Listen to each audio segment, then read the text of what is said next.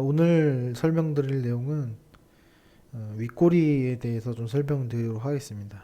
이것을 듣고 계시는 분들 중에서 윗꼬리라는 거에 대해서 생소하신 분들은 지금 이 영상 보지 마시고 이전에 그 캔들에 대한 내용이나 댓글을 달아주시면 어떤 캔들에 대해서 설명을 할지에 대해서 좀 설명을 드리고요. 지금 설명드릴 것은 이미 그 캔들에 대해서 어느 정도 아시는 분들에 대해서 좀 설명을 드리고자 합니다. 우리가 보통 윗꼬리라고 하는 것은 이제 주가가 형성이 될 때 이런 식으로 형성이 됩니다.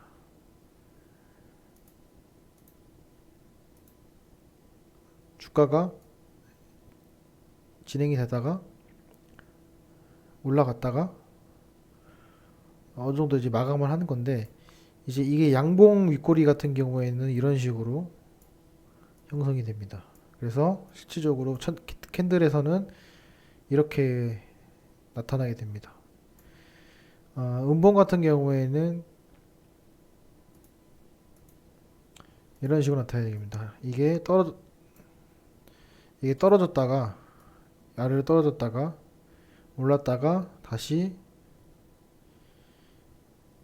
뭐 이런 식으로 하락으로 마감이 되면서 캔들은 이런 식으로 형성이 됩니다. 음봉의 캔들. 그래서 여기는 이런 음봉 캔들이 나타나게 됩니다. 여기서 제가 오늘 설명드릴 내용은 이 왼쪽에 있는 양봉 캔들에 대해서 설명을 드리고자 합니다.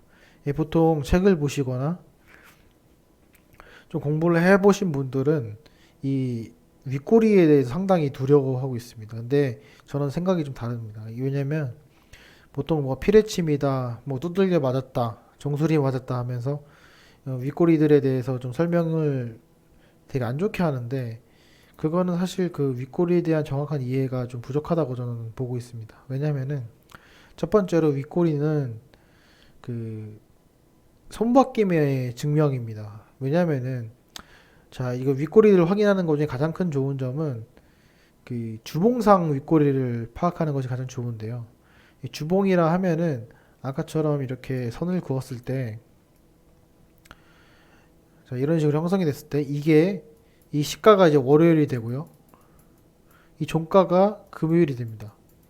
자, 그러면은 우리가 지금 갖고 있는 이 캔들에서, 이런 캔들에서 월요일에 산 사람은 손해를 보지 않는다는 뜻이에요. 월요일 날 시초가에 산 사람은 그날 금주 금요일까지 손해를 보지 않고 있다는 뜻이거든요. 그리고 또 하나의 의미는 월요일 날 산 사람은 그날 익절을 하고 지금 현재 주식을 갖고 있지 않다라고도 다시 의미를 할 수가 있습니다. 근데 이 내용만 보면은 되게 안 좋은 것처럼 보이는데, 사실상 그 내막을 보면은 그 윗꼬리가 생긴 다음 주를 확인해 볼 필요가 있습니다. 무슨 말이냐면, 자, 어찌됐건 주봉상 윗꼬리가 형성이 된다는 것은 누군가는 되게 대부분의 사람들이 이익을 실현하고 팔고 나왔다라는 뜻이고, 이익 실현하고 팔고 나와도 월요일에 산 사람은 아직 손해를 보고 있지 않다라는 뜻입니다. 그러면 이 다음 주를 봤을 때 어떤 현상이 나오면 긍정적인 신호냐면, 그 사람들이 많이 판 이 구역을 누군가는 강력하게 계속 매수를 하고 있다는 증거를 보이면 되는 겁니다. 그래서 무슨 말이냐면, 이 윗꼬리가 이렇게 이제 메어가는 과정을 뭐 1주든 2주든 보인다면은 두 가지로 해석할 수 있습니다. 첫 번째는 기존에 윗꼬리가 달렸던 주에 누군가는 매도를 했는데 그거를 사고 있는 사람이 되게 강력한 매수의 주체이거나, 첫 번째. 두 번째는 그 매도한 사람이 이 종목을 다시 사는 경우에 이런 현상이 보통 발생을 합니다. 왜냐면은 우리가 이제 뭐 부동산을 저도 잘 모르지만은, 부동산 같은 경우에 우리가 집을 살 때 집값이 떨어진다고 생각하지 않고 사잖아요. 그렇기 때문에 지금 집값이 계속 올라가는 건데, 대부분의 사람들 떨어질 수도 있고 오를 수도 있다 이러면은 뭐 그 지역은 미분양도 나오고 또 그 집값이 떨어질 수가 있습니다. 근데 이런 거 같은 경우에는 어떤 주식이냐면, 어떻게 마치 부동산을 매수하듯이 대부분의 투자자들이 강력한 그런 오른다는 그런 진점이 강하다고 볼 수가 있어요. 그래서 이게 떨어졌음에도 불구하고 내가 익절했음에도 불구하고 이 구간에서 이 구간보다 싸기 때문에 아 이건 다시 오를 것 같다 해서 다시 사는 경우가 많습니다.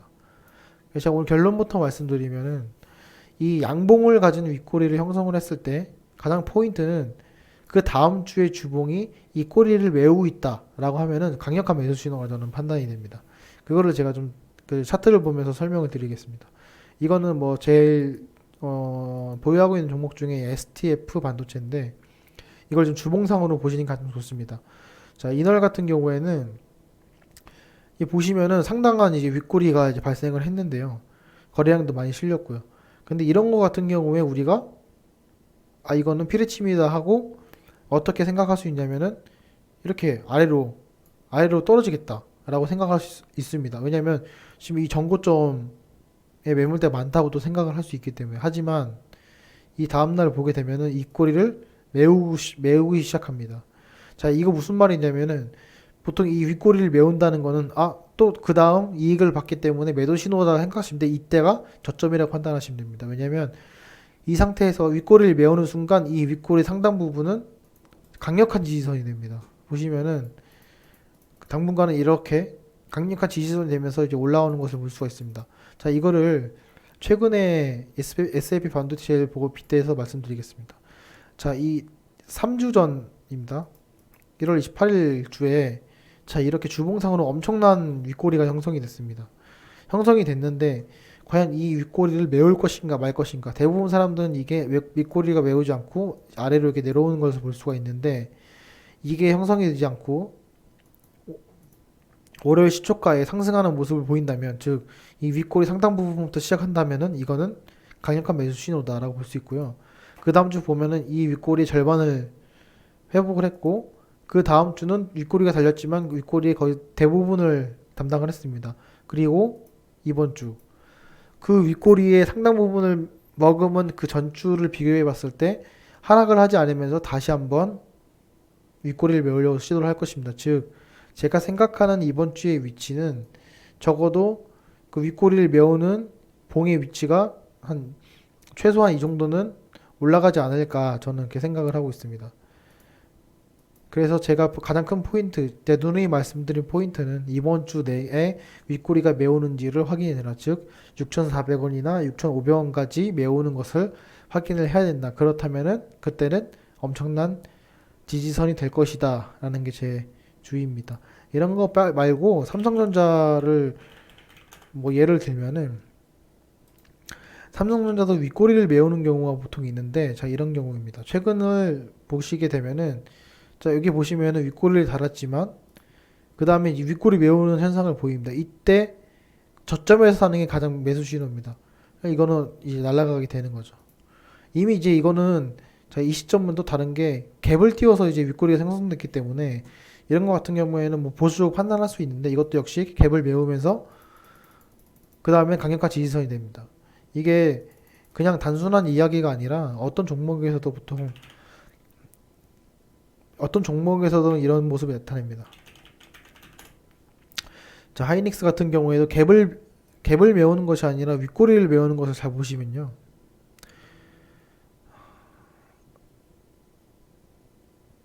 지금 여기 하이닉스에서는 윗꼬리가 보이는 것이 그렇게 보이진 않습니다.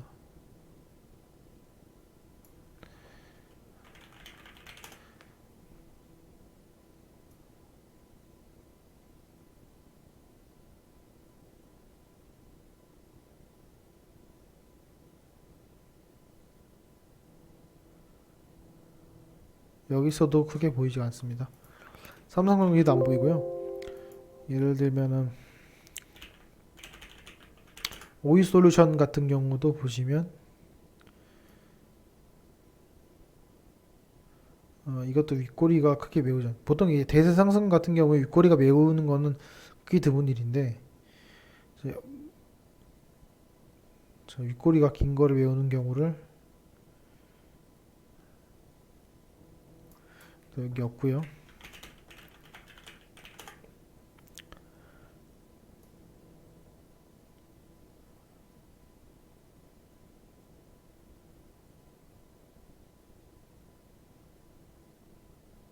자, 이런 경우인데 이거 KMW의 작년 5월달 차트인데요. 이것도 지금 윗꼬리가 상당히 달린 상태에서 되게 고점을 형성되고 있는데 이거를 메우는 걸 확인하고 또 이 메우는 걸 확인하고 이 보시면은 되게 강력한 종목들은 항상 윗꼬리를 형성하고 윗꼬리를 메우는 것을 볼 수가 있습니다. 이런 식으로 메우려고 노력합니다.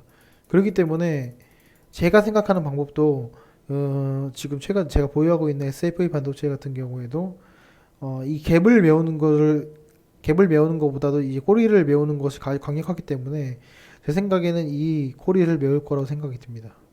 그리고 또 하나의 방법은 그 주봉상 양봉이 얼마나 많이 나오는지 좀 확인할 필요가 있는데 지금 S&P 반도체 같은 경우에는 거의 10개 정도에 해당되는 양봉이 주봉상 나타나고 있습니다. 이거는 대상승이라고 판단이 되고 일봉상 같은 경우에도 이게 윗꼬리가 메우는 경우는 상당히 드뭅니다. 왜냐하면 일봉은 되게 단순한 그 매수 매도의 단기 시점을 나타내기 때문에 찾아보기 힘들고요. 주봉상으로 한번 확인하시면 될 것 같습니다. 그 외에도 뭐 여러 가지 실적 종목들이 있는데 좀 설명을 드리면은